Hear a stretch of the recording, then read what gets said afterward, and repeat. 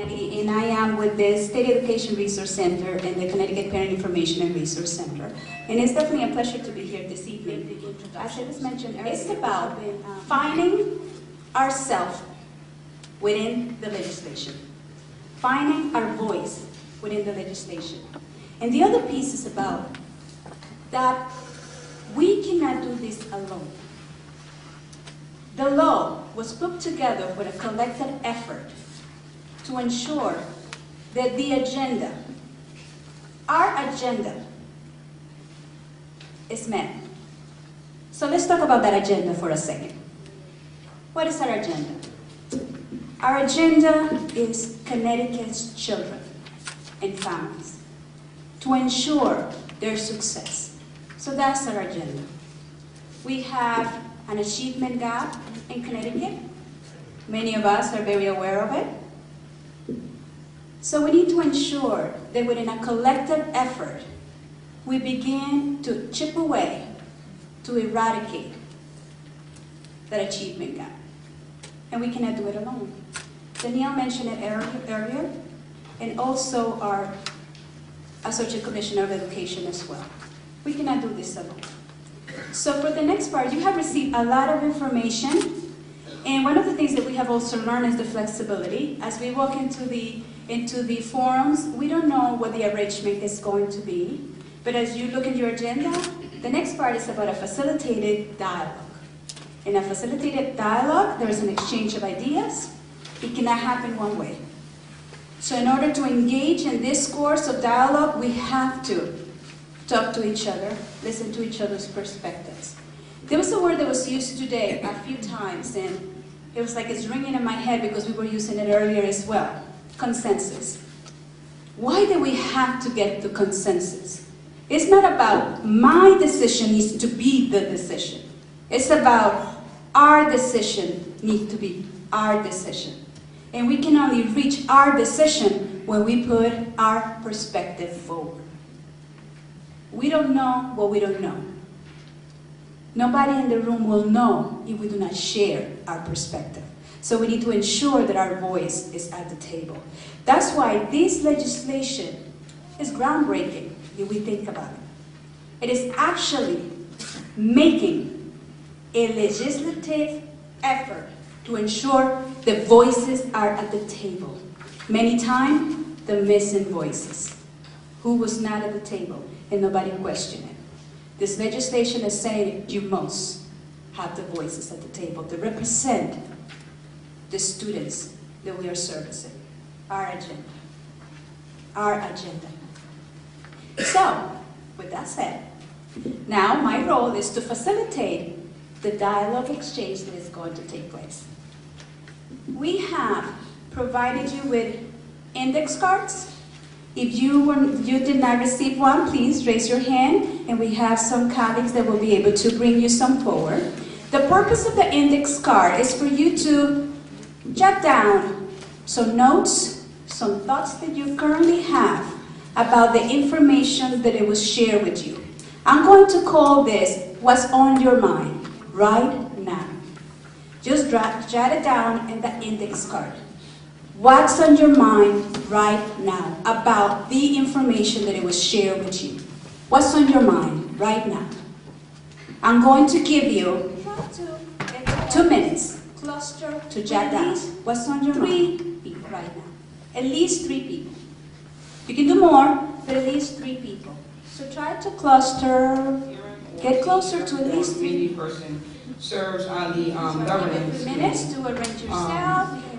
It seems as if there may be just a little, I don't know, confusion as far as it takes up until the 3rd year where that governance may be able to vote whether or not the school gets reconstituted or not. Doesn't seem quite fair. So that was my concern. So they could conceivably be there for 4 years and be part of that voting in the 3rd year if that comes to pass. The parents have to be parents of students that are currently in the school. So we'd have to keep that in mind. And one of the things that we're recommending is that that first group of people that's seated, that they find a way to have staggered terms. In other words, so that not everybody that comes into the first council has a 2-year term, because then in 2 years the whole council could possibly turn over, and that would really be tough for any kind of consistency. And so it may be the case that the councils can find a way to have some people have 1-year terms, other people have 2-year terms.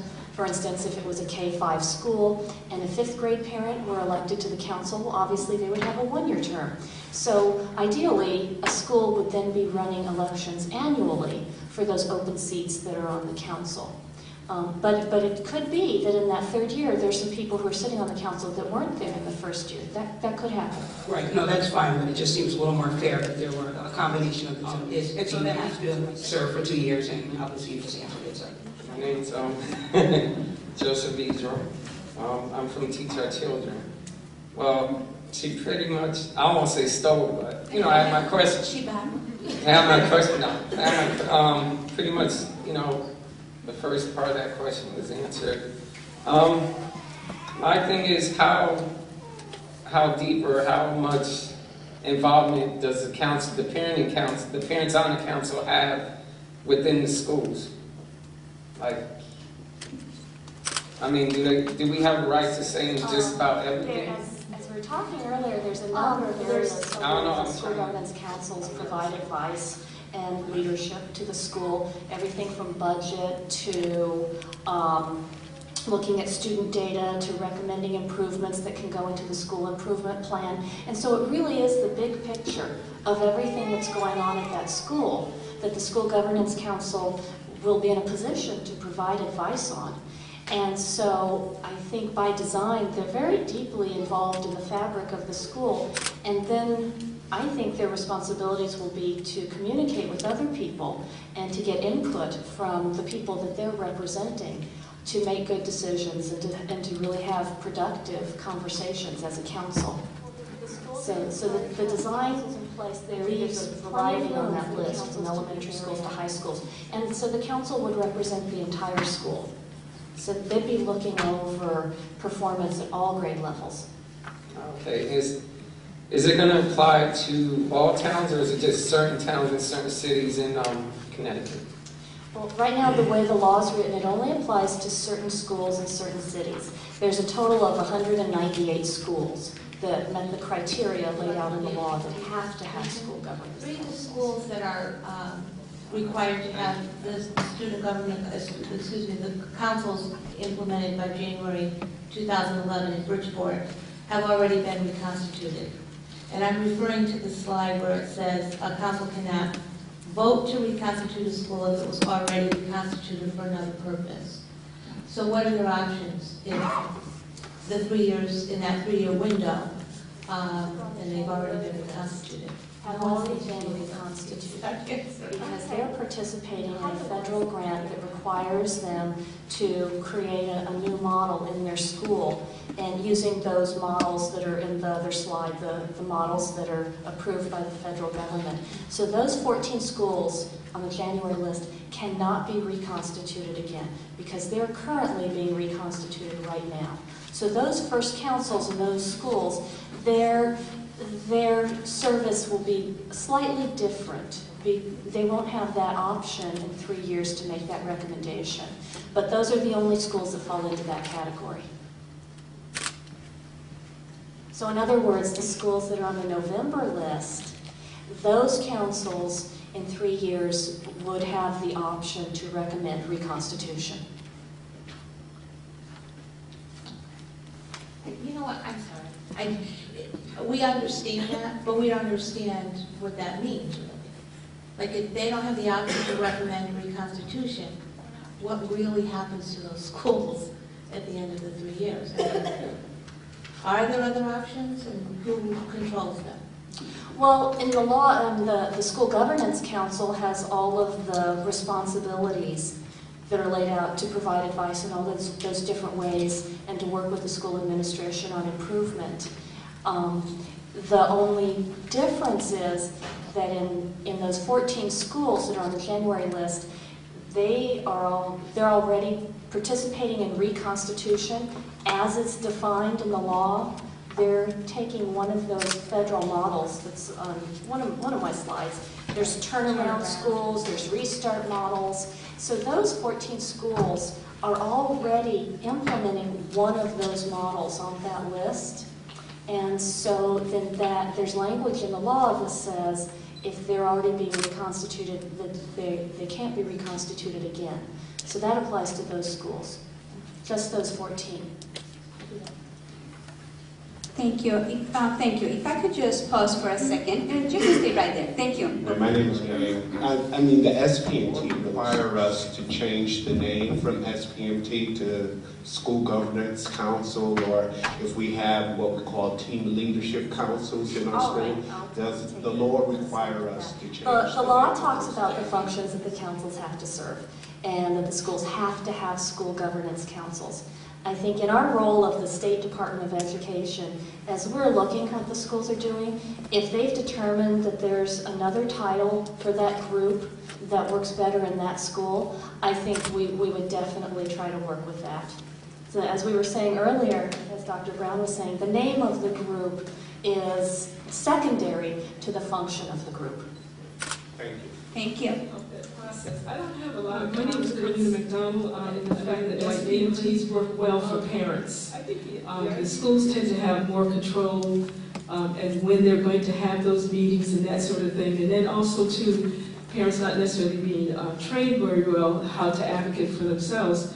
So when I'm looking at what you're presenting here today, I'm again suspect about the fact, and as we were discussing, the three of us had concerns about the parent power.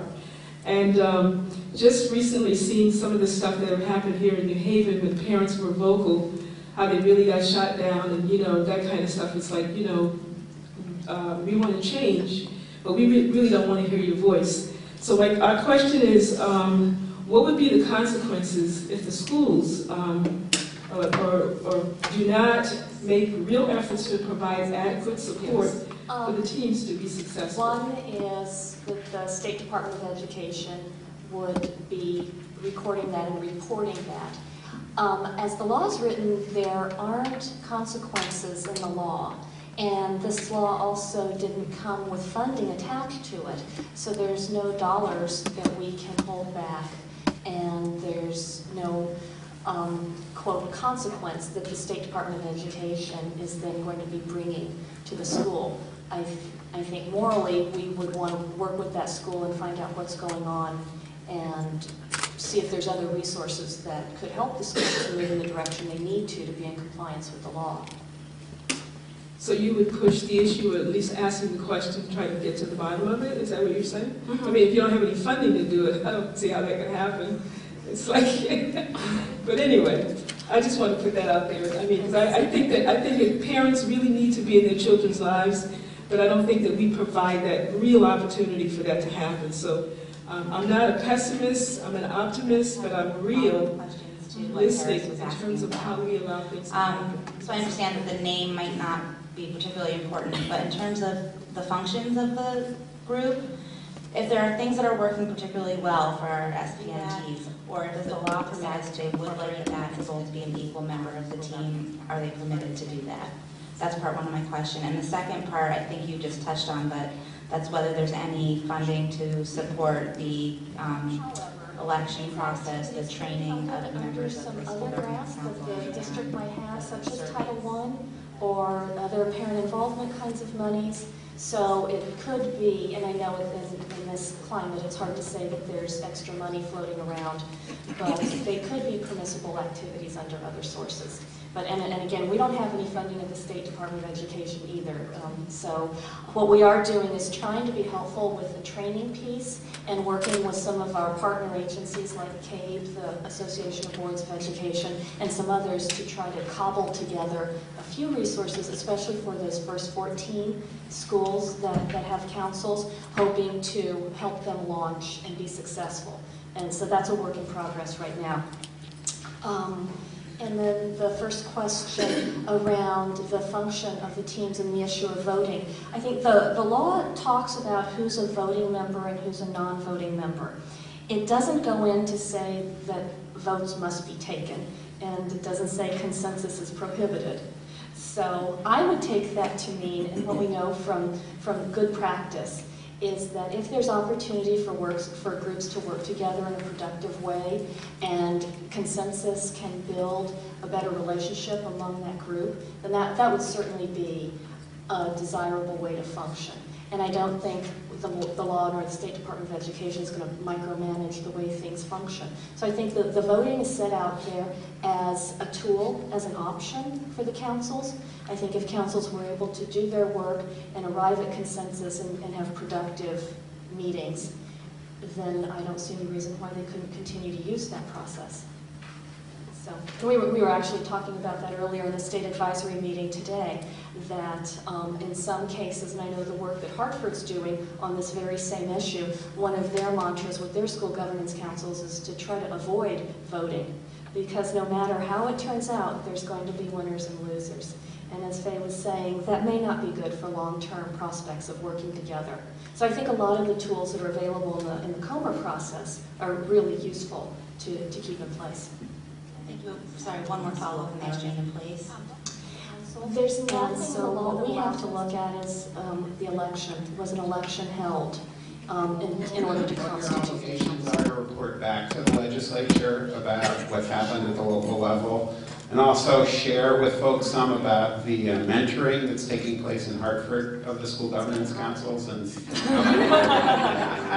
I wanted to follow up from the earlier question here about sort of what will be new in New Haven is that the State Department of Education will be involved in some of these local committees that are happening in the schools.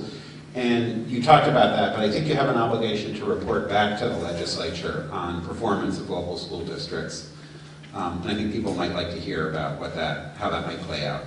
Thanks, Paul. I think you answered the question. Yes, we do have to, and as the slides indicate, we do report to the legislature, and there's a schedule of reports, and our first one is July 2011. And so it's our obligation to know more about what's going on. Have the councils been constituted? How were they put in place? What's the membership? Then there's also a piece in the law that asks us to do a little bit of evaluation. How are things going? Some of these pieces around the State Department of Education's responsibility are under the heading of within available appropriations. And so we're looking to see what we can do without available appropriations as it stands right now. But we will be, at this point, reporting in July and then again the following July. And I think more than just reporting, we'd also like to be helpful to the councils to ensure that they're in place and doing the work they can. One of the things that we talk about is this first group of 14 schools. As I said, we'd like to bring them together somehow and start providing training and to celebrate whatever progress they've made to get themselves up and running in January and to be functioning councils. And we understand the reality, as Faye talked about, achieving a group of 7 parents for a council in January 2011 may be a high bar for some schools. And so we want to celebrate what it is they've achieved through that first election and then work with them. If there are still some seats open, how can we look at running another election? How can we look at bringing the councils up to their full complement of membership that they need to have? So I think rather than just reporting, we'd also like to try to find ways to help the councils be what they need to be. Oh, and then the mentor. Do you want to answer that question? No, you can. What we've learned from the Hartford schools, they've been launching a full-blown effort into school governance councils for 2 years now. And one of the pieces they have in place, in addition to the training, is they have coaches that are able to go in and sit with the councils and work with them as they do their work. And these coaches are trained in facilitation skills, and they have a number of really great tricks in their bag. They're largely people that have gone through a training program in Hartford, by the Leadership Greater Hartford. And so they're people that have a lot of expertise in training and facilitation and the process of how you work together as a council. So they're able to sit elbow to elbow with the councils as they do their work and help them move forward in a productive way. They're also able to bring in kind of on-the-spot coaches. So for instance, if they're working on budgeting, they're able to bring in somebody that's really conversant in budgeting to help the councils work through that process. So it's one thing to get training and to sit in a seminar and get a lot of good information. It's another thing to be able to use that training right on the spot when you need to make a decision now. And so that whole idea of having coaches on hand is beautiful. And if that's something that we could roll out across the state, that would be really desirable to do. Do you want to say more about the coaching piece? Well, I would love to ask a question, actually, regarding that, because one of the things that you shared earlier, Dr. Carson, is that this legislation is without funding. And so I'm wondering who pays for the coaches? Is this a district responsibility? And if it's a district that pays for it, what I'm wondering about is, I'm hearing that there is such a shortfall of funds in most school districts. And so I'm just wondering where schools are really struggling right now to find funds even to keep the teachers on board and to pay for curricular programs and so forth. Where is the money coming from to do for the coaches, which I think is a super important part of it, because training is going to be really important for this to be successful. So where are the funds coming from? I can tell you a little bit about the Hartford model. They were able to set aside some funds at the district level when they instituted their policy on school governance councils. And their model's a little bit different than the state, but it has a lot of similarities. And so there was some district level funding, and that's how they enlisted Leadership Greater Hartford for the training piece. Leadership Greater Hartford did something really innovative, and they looked at the alumni that have gone through their leadership program over the past 35 years. And they solicited some of their best and brightest skilled facilitators and asked them if they'd be interested in helping schools. And they do it for practically nothing. Those coaches get a stipend of $1,000 a year for working about 10 hours a month, 10 months a year. So it basically turns out to be about $10 an hour. And so some of the coaches, as you can imagine, some of them come out of private industry, and they report that their work with schools is some of the most meaningful work that they've done. So in large part, it really is pro bono. Leadership Greater Hartford does a beautiful job of supporting them. Number one, they're trained, because they may not be as familiar with schools. And then also, they have a weekly conference call with their coaches, and then they have a monthly gathering with all their coaches. So the coaches are really well supported in the work that they're doing. It is a terrific model, and it's really something we would love to emulate at the state level. System and involved in schools. I would still like to have a better understanding of why, if a school is currently undergoing a major reorganization as a result of federal requirements, which also involves having new leadership or existing leaders in new roles, and it also has recently successfully revived its cross-constituency leadership group. And if it is already trying hard and struggling to get enough parents involved, even in minor ways, in school life. And if there is no funding, and if there are no consequences, what is the motivation to create a school governance council? And pardon me if that's a rude question, but... No, it's a wonderful 10-part question. It's wonderful. So let's see if we have the answer from our panel, or do we have the answer from the room? Panel? They seem like they want to see the answers. The legislation came to us through the legislation. I think earlier in the introduction, Danielle talked about the constituents that were really a part of asking, or really working to make this happen. And I think the motivation was making sure that parents, families, community organizations, teachers, all were sitting together for the important work of working together to make sure that schools are successful. I mean, that really is the motivation behind it. And that's I think that's the impetus that we're taking from the agency. And, you know, Judy answered the question earlier, and you're right, the funding isn't there. However, we deemed it important enough that we're scouring, looking under every, nook and cranny that we can find resources to support it, because it is that important. And so that we're looking to find the funding to support as much as we can.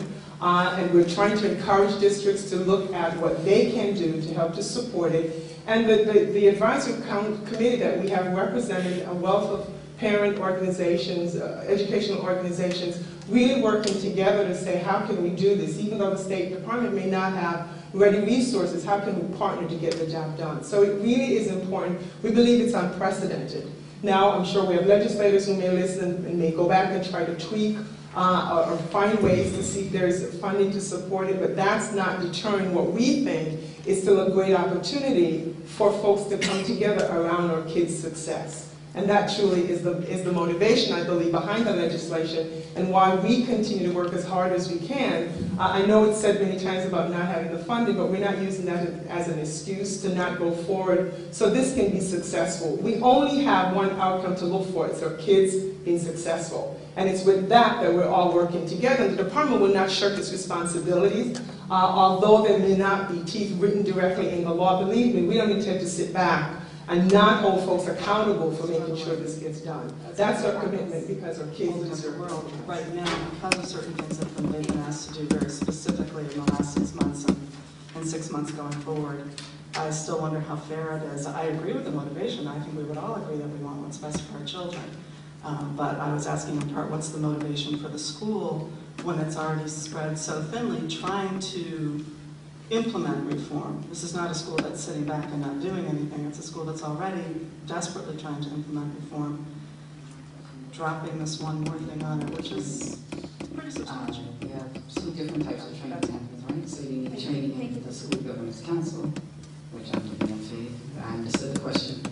Who can pay for that? And then the second question is training in the use of data, right? And so my question is, one, it seems like our district is getting numbers on board, and then you have schools who need to go through the process of training those numbers, and then you have schools who need to be trained in January 15th timeline and the November 1st timeline. But I think then the training, of course, would need to come as quickly as possible after that so that people can start understanding their responsibilities and start working together. And we, as I said earlier, we're working with some other state partners to try to craft some training that can be offered to those first 14 schools. We don't have that totally nailed down, but that, as Charlene Russell Tucker just mentioned, that's coming out of other sources that we're trying to identify, independent of this law. So in the end, the law does state that the training is the responsibility of the local Board of Education. So that's really where that responsibility rests. But we know in talking to local boards, they're open to having assistance with that. And so right now, it's a work in progress to put that training in place. And we hope to have, this is all coming at all of us pretty quickly, but we hope to have something that we can direct those there first isn't 14 necessarily schools this threat of consequence for not doing it, right? And then there's not necessarily all of the resources to make sure that it's done in the best way possible, right? It's up to individual schools and other stakeholders to make it possible. And I would just ask that, well, it's frustrating sometimes to have that level of ambiguity. We think about the fact that we all are sometimes the people that we're waiting for to do things. And so if we're wondering who is that community organization or who is that parent or who might that community member be that runs and sits on the council, maybe it's you. If you've got that expertise, then bring that and lend that to the school that you see that's in need, that's in the community. And finally, that ultimately, if these are questions that we didn't get right, that that's not the end of it. There's the opportunity, there's another session. So maybe what needs to happen is that a set of amendments need to be made to this initial piece of legislation to make it workable for schools that are already doing something. And my last thought is we should be focusing on the spirit of the law and not the letter. So if you're already doing remarkable things in parent leadership at your school, then focus on fulfilling the spirit of the law, which was to incentivize that to happen. and don't worry about if this particular aspect of it can't be fulfilled. You're doing I'd your like work. to encourage you to visit the department's website. They update that information constantly in reference to questions and information about the procedures for the guidance, for the school governance councils. And on behalf of the State Department of Education, our co-sponsor for this evening, and also every single individual that helped put this together, I want to say thank you so much for coming and looking forward for more opportunities. Thank you so much.